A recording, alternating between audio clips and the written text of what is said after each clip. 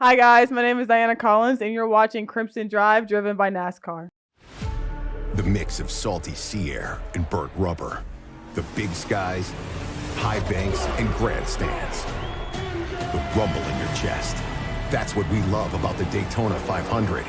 Honoring history and making it. At the biggest race of the year on the biggest stage of a lifetime. That's what we love about the Daytona 500. You gotta see it to believe it. Secure your experience now at Daytona500.com. Roll Tide and welcome to this Thursday edition of Crimson Drive driven by NASCAR. This is Roger Hoover. Great to be with you today from the home office in Birmingham, although you probably like the Coleman Coliseum backdrop. Hitting in the road in a little bit, going down to Auburn for women's basketball tonight against the Auburn Tigers. But it's great to have you with us as we start our show, as we always do, with what's coming up in the program, plus our headlines, thanks to our friends RJ Young. RJ Young is the official technology solutions provider of Crimson Drive. Let's see what's coming up on the show this afternoon.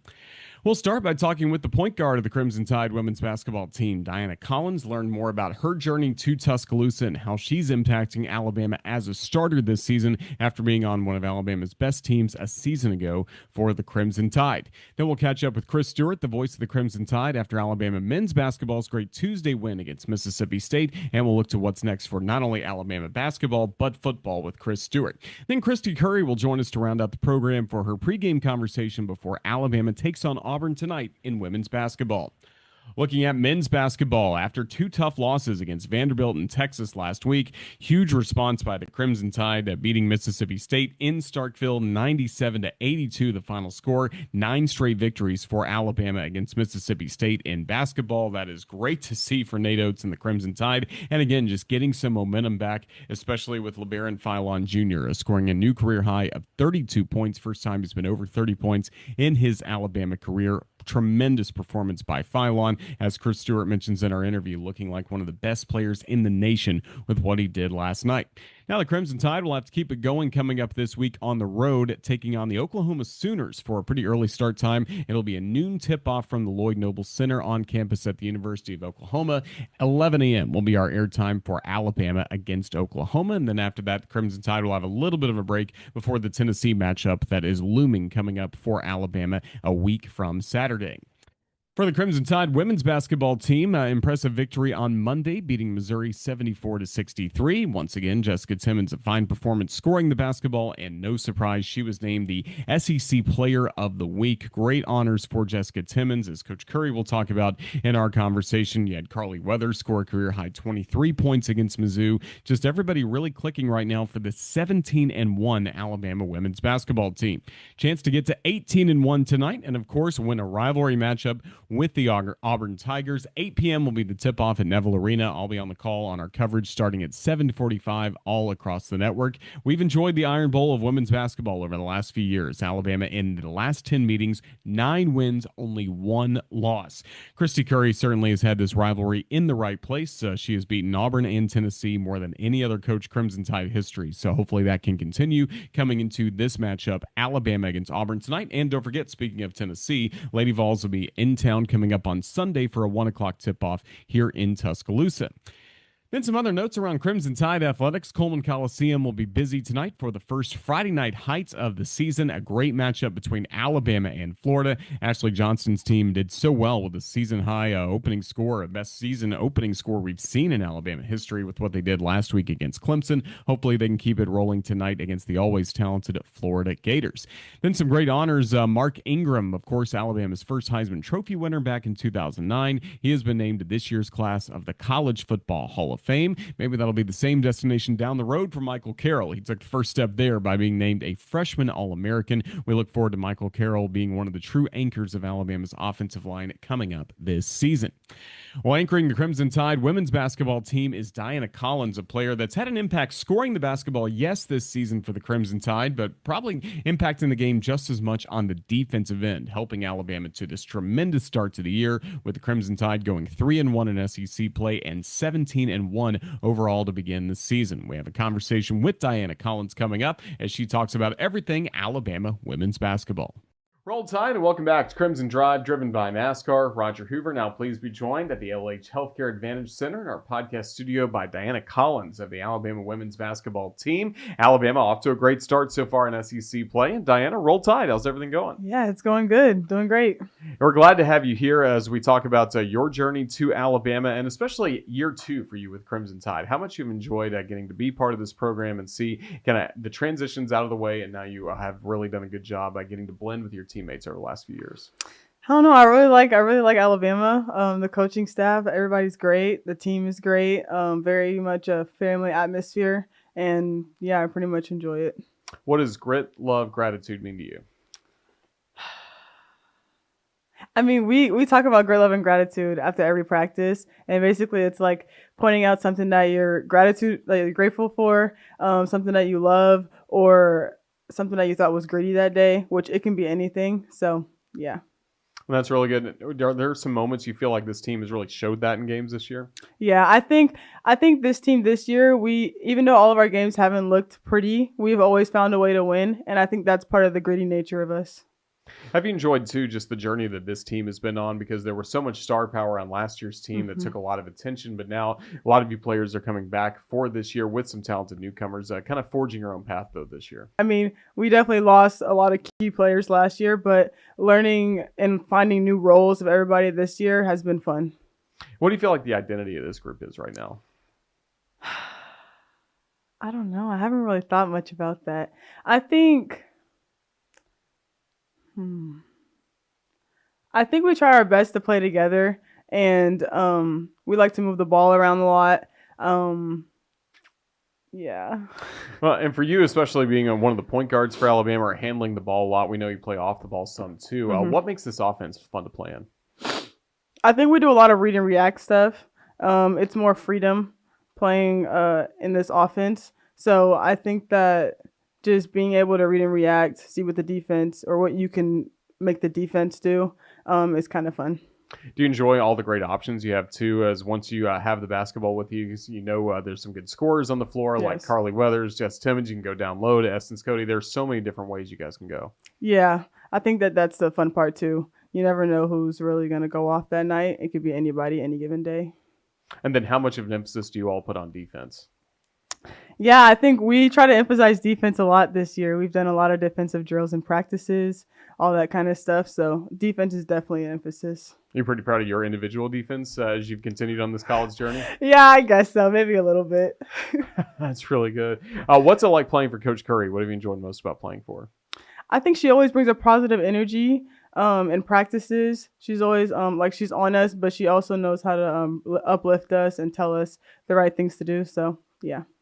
Well, that's all been during your time at Alabama. Well, let's go back to the start of your journey in basketball, eventually making it to college basketball. First of all, tell us where you're from. I'm from Georgia, Auburn in Georgia.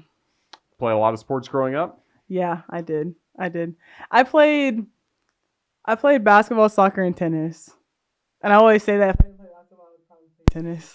Okay, do you still play some, just recreationally? No, I mean, we play a little bit of pickleball, but I haven't really played any tennis since I stopped, really. But I like watching it.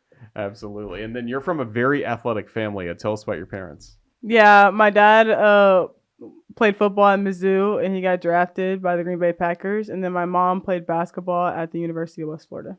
Did you lean on them as you were starting to begin your journey, and especially to higher level college sports and everything? Yeah, my mom coached me all the way up until like 3rd grade. So, yeah, I definitely had parent support and people in my ear. So all the good fundamentals she's to thank. Yes. I'm sure she doesn't remind you of that or anything, does she? Not really. Sometimes. Well, that's good. Well, you mentioned you're from Georgia. Just how competitive is girls' high school basketball in the state of Georgia with all the good players we see? Yeah, I would say it was pretty competitive. I know there's quite a few people from Georgia that I know that plays in the SEC. So, yeah. Not just, in the high school games, but how great was it, the AAU circuit or anything else outside of some of your normal high school stuff that helped make you a better player?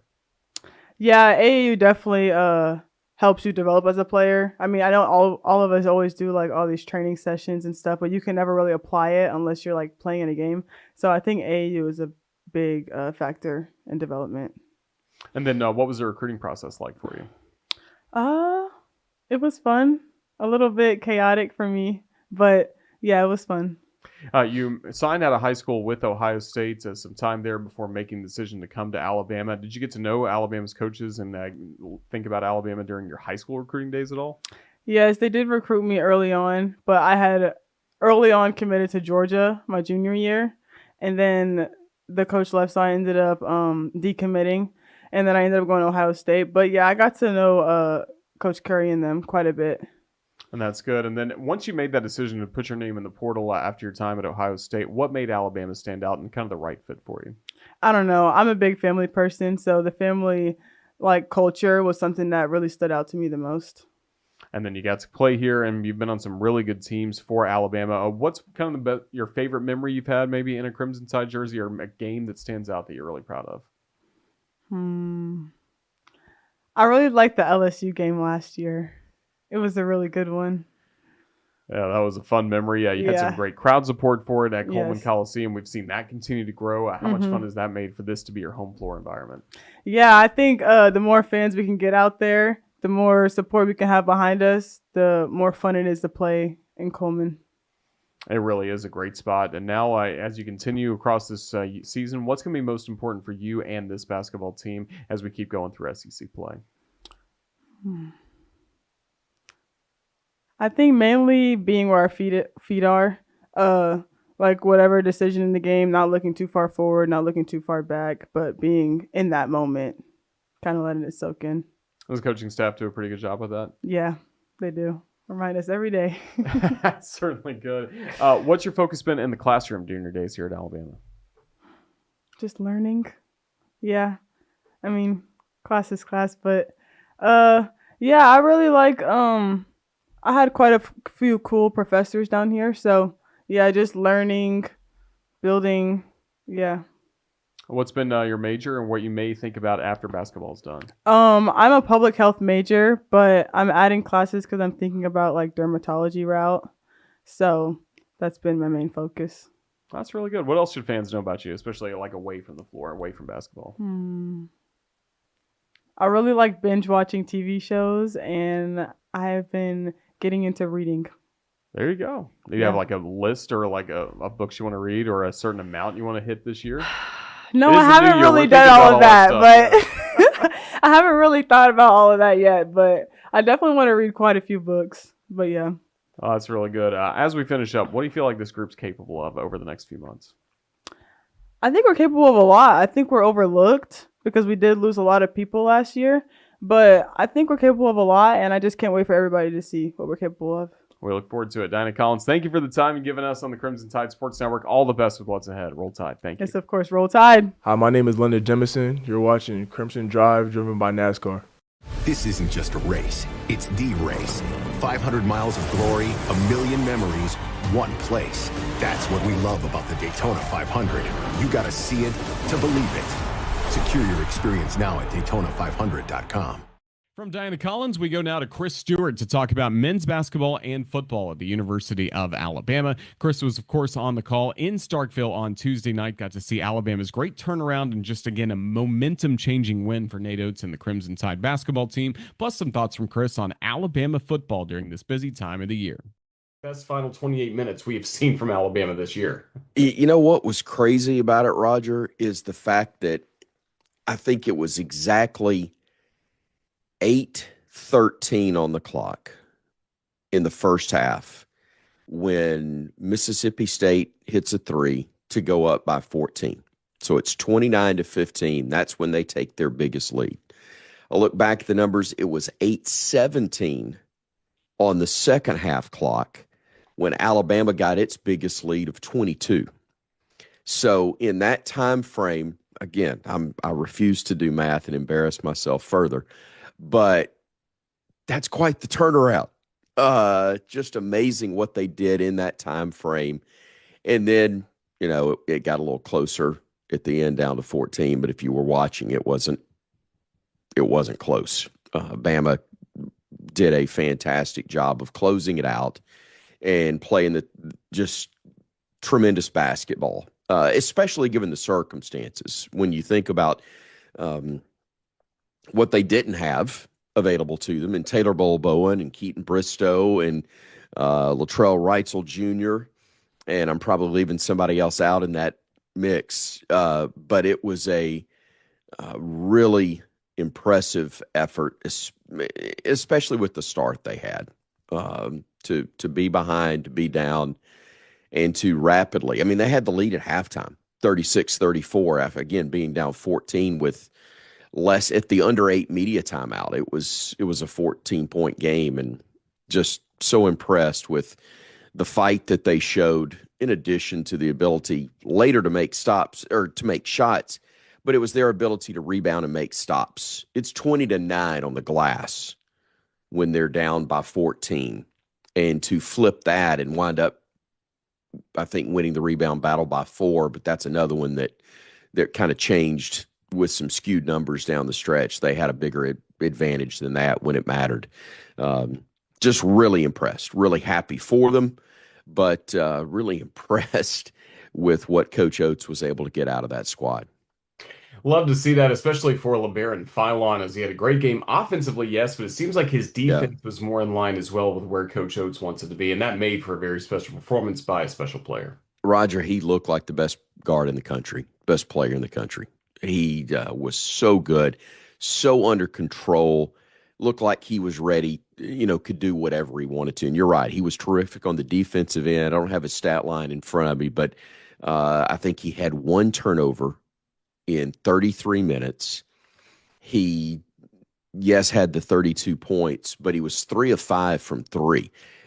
But nothing outrageous, but they had to respect his 3-point shooting.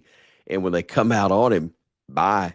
I mean, he's got that quick step and able to get by, but he can change speeds and keep you on his hip, and in the process still have the vision to either make the pass or go ahead and attack the rim, and just his ability to alter his body in air and make some of the moves that he makes and decisions. That was the key too, is the great decision making, which is indicative of only 1 turnover with the ball in his hands as much as it was. So much fun to watch. He really was such a difference maker, but he wasn't alone. Aiden Sherrill, it's hard to say a guy had 22 and was quiet about it, because he really wasn't, but it's just, he makes a couple of threes, and then he does all the work that you need a true big to do around the rim. He was elite in that game, and it's amazing how much better you are when 2 of your best players are actually healthy and able to practice, and that was a key. They had both played in the previous game, but they didn't practice before that game against Texas. They got to practice before this one, and it looked like it. They were so sharp, and now we just got to find a way to keep those guys, as Clark Coulter's been doing a phenomenal job trying to keep them duct taped together and in one piece, and go get it for the next game. Yeah, the next game coming up at Oklahoma on Saturday morning, and that's why that win last night's so huge. You want to avoid 3 losses in SEC play in a row, and I imagine just the energy around that team had to feel so good coming out of that game against Starkville, knowing you got another tough road trip coming up on Saturday.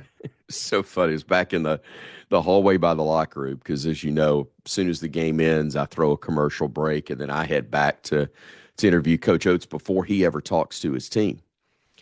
And I go back, and I'm in the hallway, and all of a sudden the guys come running out of the locker room, and somebody told me where they were going, or I figured out where they're going. It turns out LeBaron was being interviewed by ESPN or the SEC network, I guess, and they have made it kind of their tradition when somebody's doing an interview, they're all there, they're all standing behind them, which in reality shows great unity and a team feel to it, but they're also having some fun with it as well. So, I mean, they truly were like little kids coming out of the locker room. Come on, we got to go get him, or we got to go for the interview, or whatever. And about that time, Greg Byrne came walking up, and everybody was running back by him, going to the court. He goes, "Where are they going?" I said, "They're going to mess with the guy that's being interviewed on TV."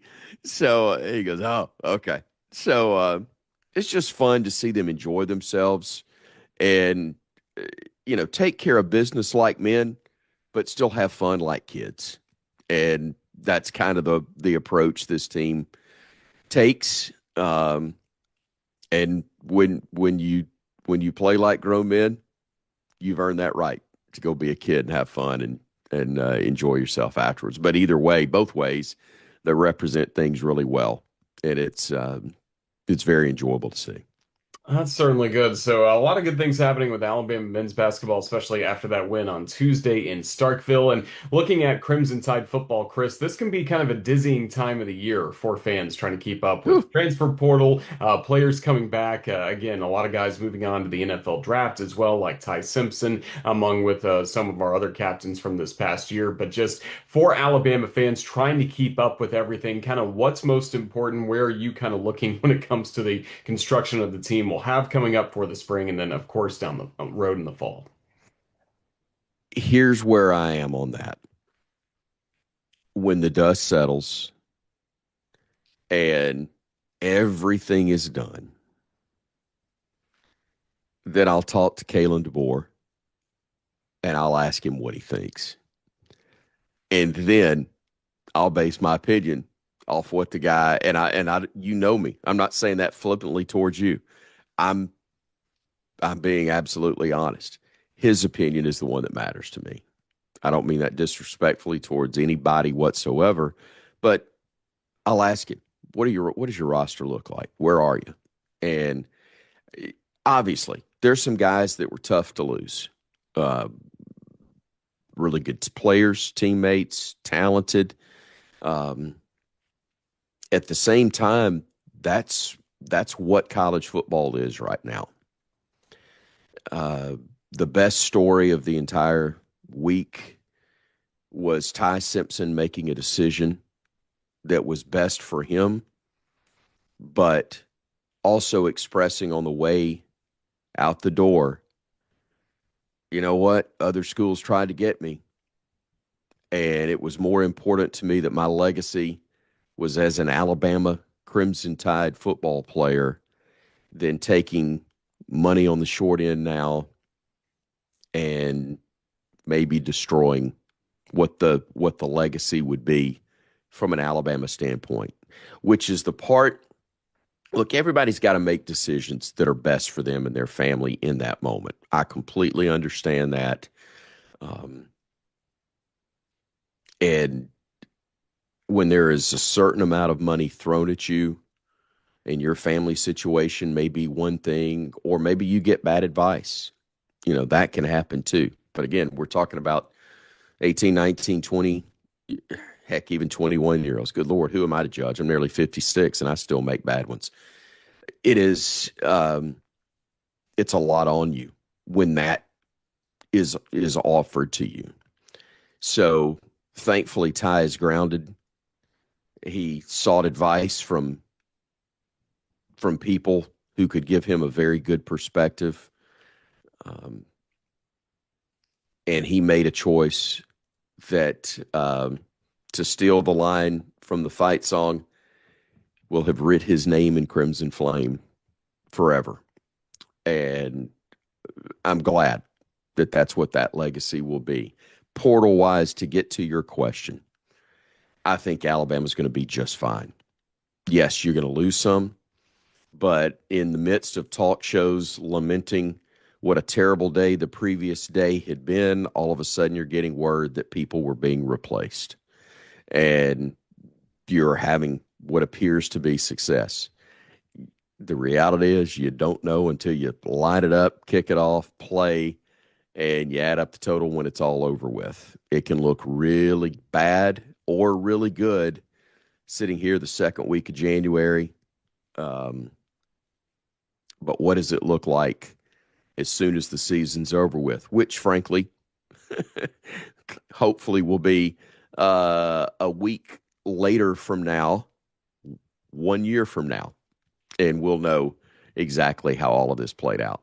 Yeah, we look forward to January 2027. Well, one player for sure that has a great legacy at Alabama, of course, is the first Heisman Trophy winner in the program's history, Mark Ingram. We just got the word on Wednesday that he was announced to this class of the 2026 College Football Hall of Fame. I know you got to be thrilled for Mark, someone we've gotten to know well, even here on the Yeah, Crimson Tide Sports Network. For that one game, he joined us as a sideline that's reporter at right. the Sugar Bowl. But again, somebody we all love watching in an Alabama jersey and who's been a great representative since his time in Tuscaloosa. Does that make him the first sideline reporter from the network to go to the College Football Hall of Fame as well? I'm trying to think. Now, Barry Krause may be in. I don't remember. My apologies to Barry if that's the case. I know I didn't get voted in, so that wouldn't be me. Uh, Same. that's right. So yeah, we're out. We didn't get it done, Roger. Uh, man, I'm thrilled for him. A lot of first with Mark.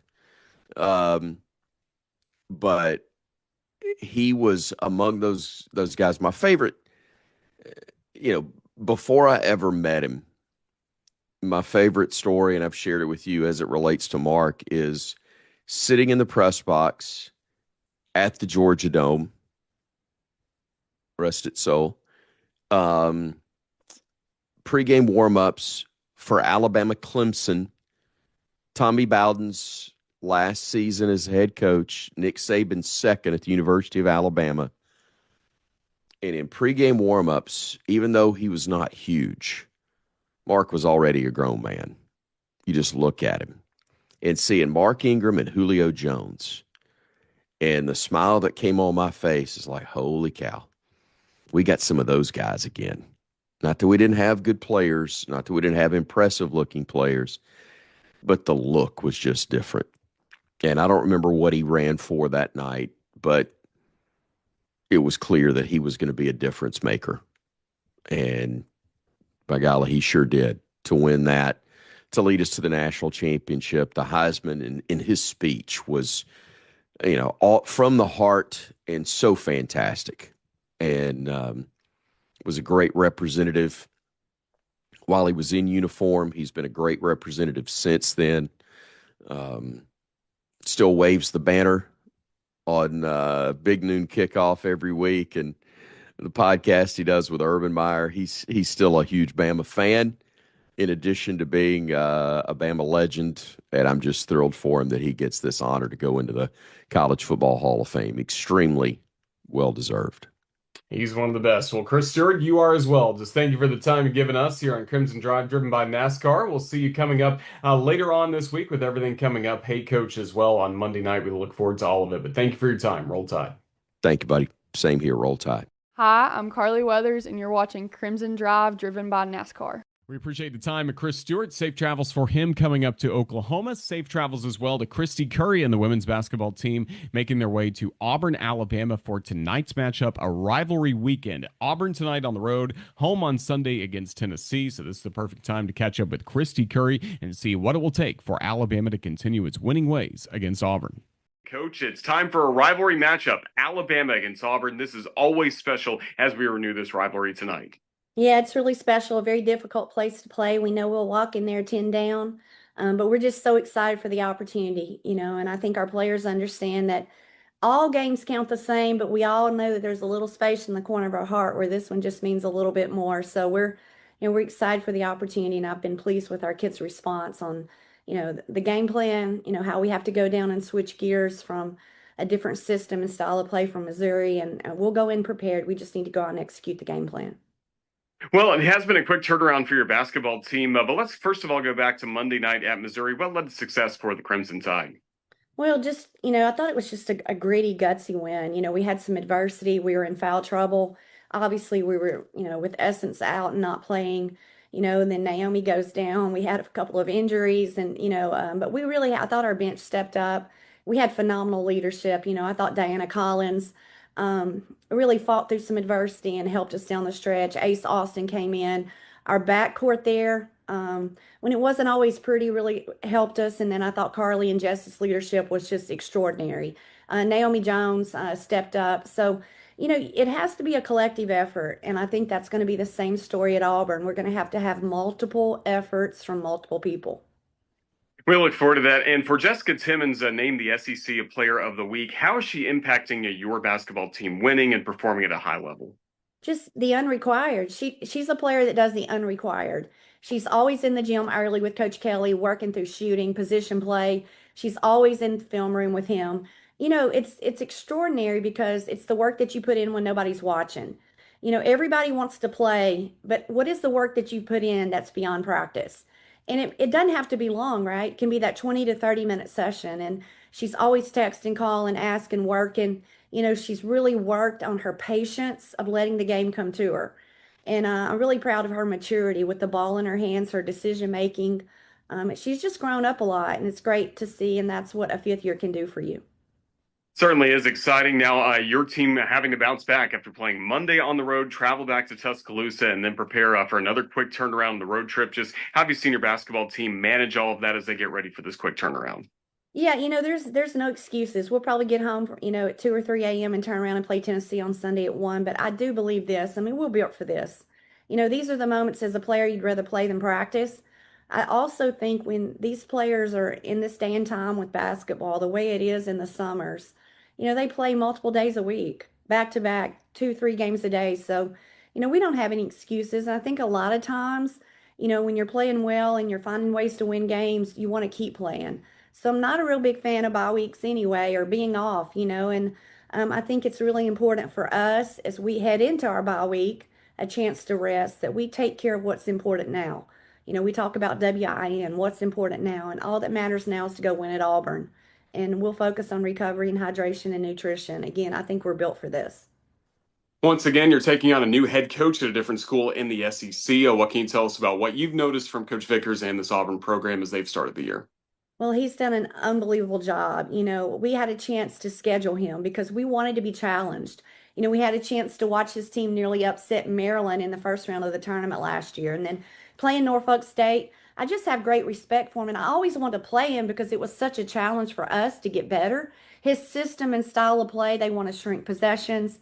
I think the first to 60 tomorrow night might win it. It's going to be hard to go in there because of the system and how he does. And he's amazing, and again, that's why I scheduled him at Norfolk State, because I have such great respect for him, and I knew it would put us in a position to get better. And now he's in the league, so I have great respect for him. We're excited for the opportunity. We got to rebound.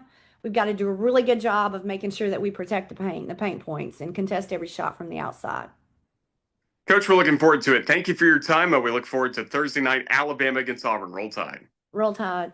Hi, guys. My name is Diana Collins, and you're watching Crimson Drive, driven by NASCAR. Well, speaking of Alabama against Auburn, that is our next broadcast here on the Crimson Tide Sports Network as we take a look at our upcoming schedule. Our radio start time will be 7:45 p.m. coming up later tonight from Neville Arena. We look forward to Alabama against Auburn. And then it'll be an earlier start time on the road for Chris Stewart, Brian Passing, Tom Stipe on the call of Alabama and Oklahoma. They'll hit the airways at 11 a.m., leading you up to that noon tip-off on Saturday. And then for the women's basketball team, starting a little earlier as well, usually about an hour earlier, 12:45 will be our airtime for Alabama women's basketball against Tennessee on our radio network. Varsity Network app will also have the basketball booth cam streaming live, presented by NASCAR on all of these social media platforms. Again, 12:45 will be the airtime, 1 o'clock will be the tip-off, and then on Monday night it will be Chris Stewart hosting Hey Coach at Baumhower's Victory Grill, along with the head coach of the Crimson Tide, Nate Oates, as we preview what's coming up for not only Alabama basketball but all of Alabama athletics. That will be streaming live as well on all of our social media platforms. So like I mentioned with the basketball booth cam, make sure you subscribe now, especially watching on YouTube. Really the easiest way to watch this, especially if you want to watch YouTube on your home television. Make sure you subscribe to the Crimson Tide Sports Network and turn the notifications on so you won't miss anything coming up here on the network.